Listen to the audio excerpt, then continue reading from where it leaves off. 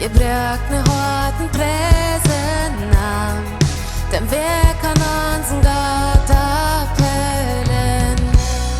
Hans Gott ist der Leew von Juda, sein Brallen ist mächtig, heut kämpft unseren Kampf, jeder Knäuel wird verambien. Hans Gott ist dort Laum starb für uns, für den Sinn von der Welt, sein Blut brüht dort jeder Knäuel wird wehen für den lebenden Laum, jeder Knäuel wird verambien.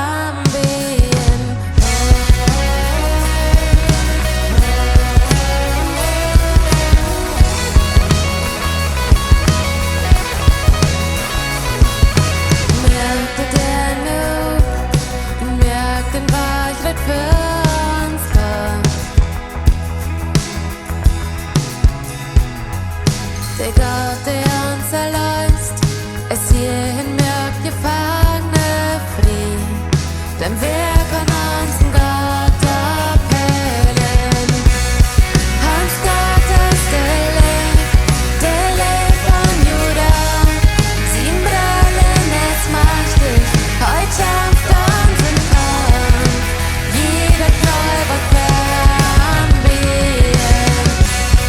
Hans Gott ist dort Laum starb für uns, für den Sinn von der Welt, sein Blut brüht dort jeder Knäuel wird wehen für den Leben dort Laum, jeder Knäuel wird verambien.